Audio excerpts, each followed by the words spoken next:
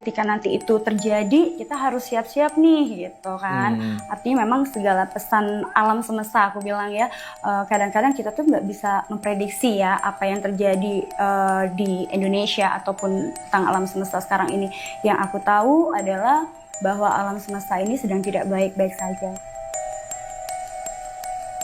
Akan banyak sekali fenomena alam yang mungkin akan di luar akal sehat kita. Dan kalau aku bilang, sempat aku juga mendapatkan apa ya, bukan mimpi ya, tapi semuanya itu ketika aku sholat malam, kemudian aku berzikir. Kadang-kadang kan aku orangnya suka kepo nih Mas, suka tanya, ya Allah, aku bilang, tahun depan ini apa sih yang akan terjadi, gitu kan. Dan aku tuh pengen tahu, betul-betul pengen tahu. Dan saat itu kan mungkin kalau beberapa orang bilang itu meditasi ya, karena ketika aku selesai zikir pasti aku berdiam diri, bermunazah lah ya, aku sambil pejamkan mata, sambil aku bertanya gitu kan, dan aku posisinya memang meditasi. Kemudian aku tanya, fokus, kemudian ya Allah, aku pengen tahu apa yang terjadi nanti di tahun depan, atau apa sih dalam waktu dekat yang akan terjadi. Nah di situ tuh aku kayak pertama ketika aku meditasi itu ada cahaya putih ya, kemudian tiba-tiba tuh kayak aku tuh udah dibawa ke suatu alam yang lain, dimensi lain kalau menurut aku ya. Kemudian aku ditunjukkan nih jalan, tapi di situ ada aliran sungai, darah, ada yang namanya api, ada yang macam-macam sesuai yang aku sampaikan itu. Bahkan ketika sebelum terjadi kerusuhan sebenarnya aku mendapatkan itu 1,5 tahun sebelum kejadian.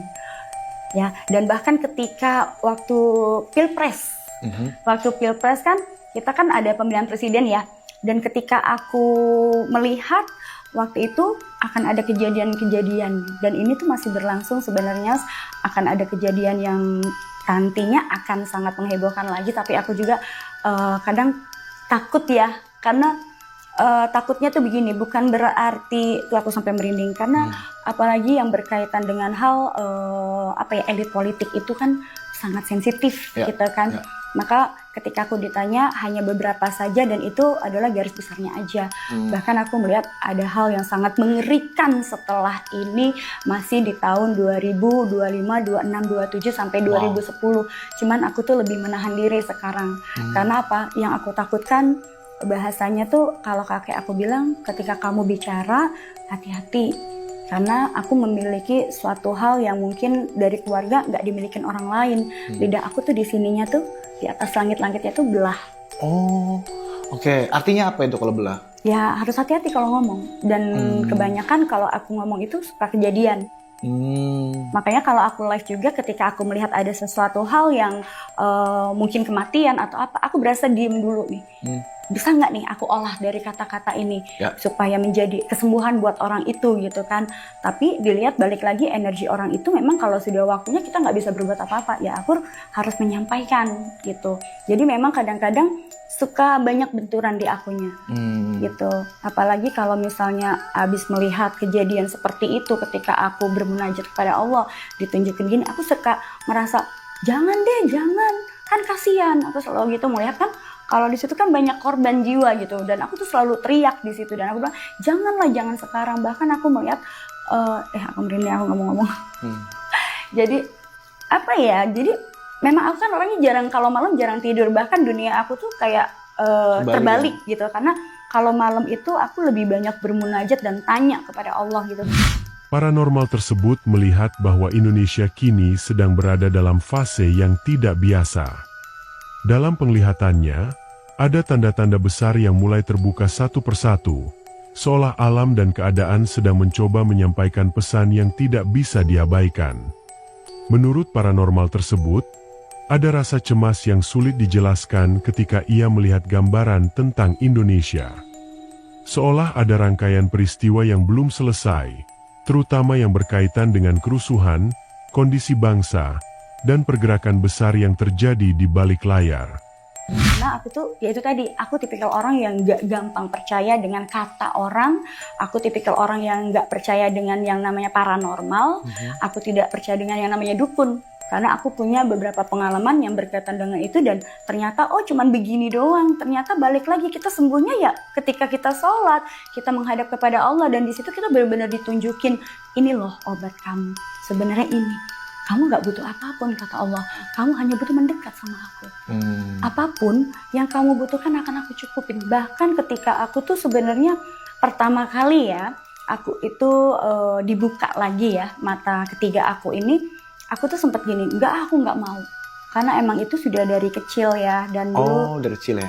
Bahkan waktu itu aku yang menyampaikan itu adalah kakek aku. Jadi waktu kecil tuh aku pernah dibilangin sama kakek aku tuh memang orangnya agak unik sama nenek aku. Mungkin orang di desa aku selalu manggil mereka itu kayak orang apa ya, dia selalu pakai kebaya. Keluarga aku tuh semua tuh kayak priai lah ya, boleh dibilang. Tapi kakek aku tuh penampilannya biasa aja, tapi yang lebih kelihatan itu nenek aku. Nyai kalau dipanggil kan. Dan di daerah mana? Daerah Losari, perbatasan Cirebon sama Brebes. Ya. Jadi orang-orang lama itu ya dibilangnya ada kaitannya dengan Cirebon, sejarah ya. Jadi kalau dibilang percaya nggak percaya, dan tipikal aku tuh orangnya tuh nggak pernah bergaul. Aku tuh tipikal orang yang introvert ya.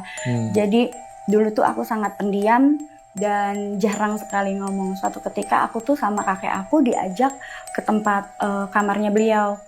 Terus kata kakek, kamu duduk diam di sini. Dan entah kenapa di antara sekian banyak cucu-cucunya, hanya aku mungkin yang pernah diajak ke kamar meditasinya beliau ya.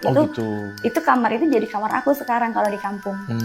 Dan di situ aku diliatin pas kakek itu, kamu diam duduk di sini, kata kakek. Terus aku melihat posisi meditasi kakek aku, terus ngelihat 9, Mas. 9 apa tuh? Orangnya. Oh iya? Ini orangnya duduk nih, tapi di sini nanti keluar dari sini, keluar dari sini, keluar dari sini. Itu 9. Dan aku kan kaget ya, waktu itu usia aku SD kelas 4. Terus aku bilang, kok banyak amat? Aku pikir setan. Aku sempet teriak. Terus kakek aku bilang, diam. Tapi salah satu di antara yang ini. Tapi posisi kakek aku masih begini, meditasi. Diam kamu di sini aja. Gak usah cerita siapa-siapa. Tunggu di sini. Jangan bilang siapa-siapa. Kakek mau pergi dulu. Ya udah, aku nunggu lama kan. Ngantuk. Aku tidur di pangkuan di samping dia. Terus aku bangun. Ketika aku bangun, kakek aku udah, ayo bangun dok, sholat.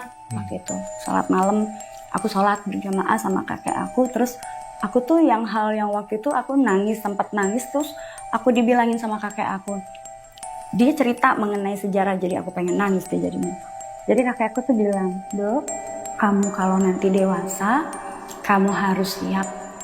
Maksudnya kayak hidup kamu itu nanti harus istiqomah ya. Kamu harus lurus jalanmu, ingat siapa jati dirimu, ingat keluargamu, ingat siapa di belakang kamu, ingat siapa leluhurmu. Aku waktu itu nggak paham kan, maksud kakek apa ya? Kelas 5 SD soalnya kan? Kelas 5 ya? Enggak, kelas 4. Oh, kelas 4, oke. Yeah. Jadi, ya memang aku suka pelajaran sejarah, tapi aku nggak sampai terpikir bahwa yang seperti itu ya Mas. Jadi, terus dia bilang gini, suatu ketika nanti kamu akan mengenal diri kamu siapa. Untuk saat ini, yang jelas kamu adalah bukan bagian dari keluarga kami. Bilang begitu? Terus? Tapi kamu adalah anak kami. Dan aku juga saat itu kan aku merasa, emang ada apa sih sebenarnya sama aku bilang gitu. Dan terus cerita bahwasanya kalau dari sejarah dia cerita tuh, dan aku nggak bisa ngomong ini ya. Intinya adalah, aku adalah hasil dari sebuah perjanjian, dan juga di situ, dan terciptanya aku adalah ada dari sebuah keluarga di mana ada dari kakek leluhur aku yang bilang ketika suatu hari nanti ada di antara murid kami yang menikah, ketika meditasinya itu dia akan tergoda dengan bangsa jin, maka dia akan ada keturunanku, yaitu ada dari sebagian bangsa jin dan manusia yang akan meluruskan perjalanan. Iya, kakek yang bilang waktu itu. Oke. Demi Allah kakek aku bilang gitu. Dan waktu itu kan aku sempat bilang, maksudnya aku sempat masih pengen tahu gitu. Sebenarnya apa sih kayak maksudnya, karena memang nggak paham, karena bahasa orang tua tuh ini aku lebih jelas ya. Tapi kalau bahasa kakek itu yang penuh dengan tanda tanya. Dan di situ aku timbul perasaan penasaran gitu. Maksudnya, loh, berarti aku anak siapa? Kan begitu kan. Terus mama aku melahirkan aku. Aku punya mama, aku juga punya ayah. Ayah aku kan anaknya kakek gitu kan. Aku bilang, kamu nggak perlu tahu sekarang. Tapi suatu ketika nanti dalam proses perjalanan waktu yang akan menjawab semua. Tapi ingat siapa jati diri kamu harus nutupin ya. Kamu nggak boleh jadi orang yang sombong, kamu harus tetap menjadi orang biasa. Keluarga kita ini keluarga tani, keluarga sederhana, nggak usah terlalu berlebihan. Tapi ingat ya, kamu akan dituntun. Percaya sama satu, jangan percaya sama orang lain. Siapa kek? Allah. Wow. Jangan selalu bertanya sama orang lain, tanya kepada Allah. Oke.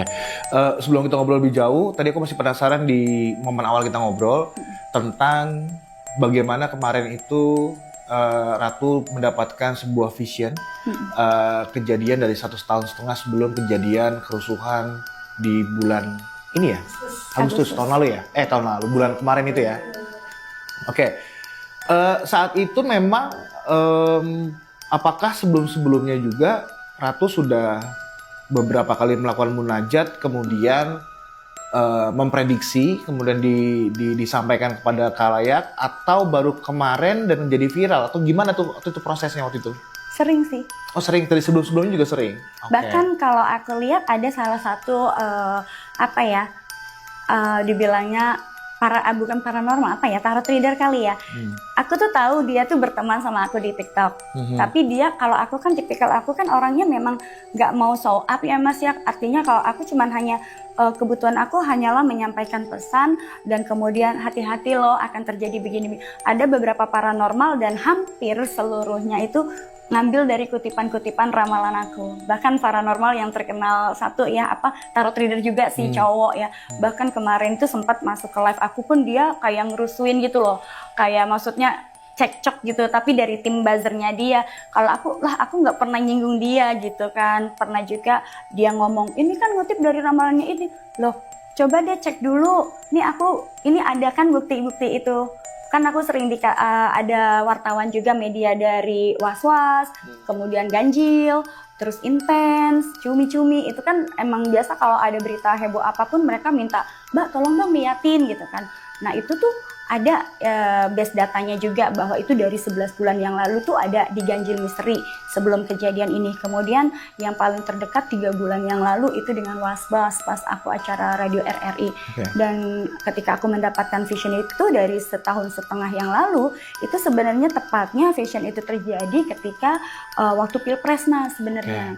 Ketika Pilpres aku melihat ada yang naik, orang tersebut ya, orang tokoh publik ini kan sangat kuat nih.